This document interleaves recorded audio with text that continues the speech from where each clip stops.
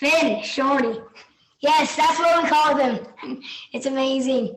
Finn and Shorty are the names 11-year-old Asher Young has given to his underdeveloped arms and hands due to a rare condition called ectrodactyly. I asked him, what do you do when people look down on you? He said, I think about it for a second and then I put it in the trash. Like you heard him say, I'm just me and I can do whatever I want. I'm not the only one excited. We have the cavemen for Grants Pass. They're hyped up. It's cave coming, which in caveman language is homecoming. I just spoke with 10th grader Gaspar Rios, and he told me his entire home was destroyed during the fire, including his bike, his bed, all of his belongings. He said he's bounced around with relatives in Grants Pass, Trail, Shady Cove, and he's just grateful, thankful, and happy that he'll finally be able to relieve some of that stress on the football field out here tonight. Does that mean that as long as there are risk categories, that football, basketball, and wrestling won't be allowed? Yeah, that's a good question. That would be a question for them, not for us. I don't know the answer to that. Hunter Chubb told me before the game he was going to have a dunk right at the start, and he did not disappoint, dunking on a young Roseburg man. We won't say his name for his own protection at school on Monday. But I said, Coach, what do you think about your first year coaching a team with the mascot, the Honkers? He says it doesn't exactly strike fear into the hearts of opponents, but the parents have embraced it. He said this season, 2 parents took it upon themselves to buy goose calls, pass them out in the stands to their friends, family, and fans of Lakeview. And now every time the Honkers score, they let out those goose calls. With the lenticular cloud. The lenticular cloud. That's one of my favorite clouds. That was like a cloud just going over my head. That's what happened there. Our Well, now you producer's know. laughing. I can hear it in my ear. Finn, Shorty. Yes, that's what we call them. It's amazing. Finn and Shorty are the names 11-year-old Asher Young has given to his underdeveloped arms and hands due to a rare condition called ectrodactyly. But that didn't stop him from doing this last football season. North Grants Pass Middle School and Asher's Cascade Christian Middle School organized an unforgettable moment. I was saying to myself, run, do not die. Asher running down the sideline for a touchdown, escorted by his own cascade of Christians. My husband called me on the way home. You're never gonna believe what happened. They were proud of me, I could tell. Very proud. Yeah. Happy, amazed. From the field to the track. Good work, Asher. Asher's dad, Marty Young, says he and his wife, Kendall, have been a little bit amazed by Asher every day since they adopted him when he was just 3. Mom Kendall says they adopted Asher knowing he'd likely be passed over for years because of his condition. We just saw a 50-second video clip of him that an adoption agency put online. I don't know how I stumbled onto it, but I did. And I just told Marty when he came home that day, I found our baby.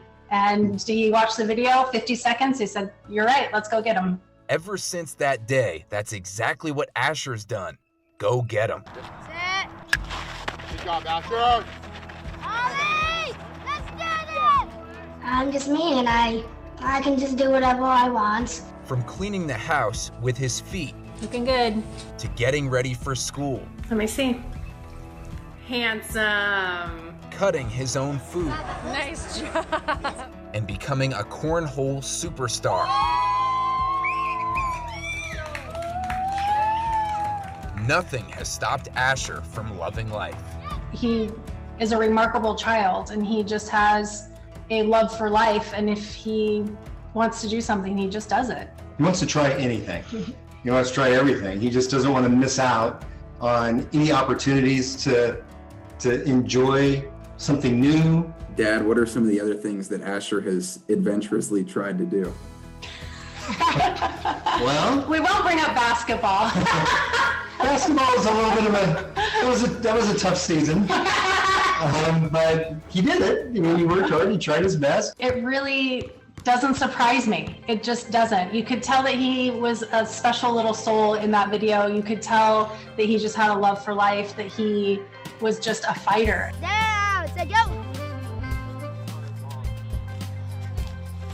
Oh, there we go, Asher. Asher! Yeah! Asher had a final thought for anyone fighting their own condition. Do what you love, do what you want to do. Try it. If you don't like it, or if you're not good at it, move on. Like basketball.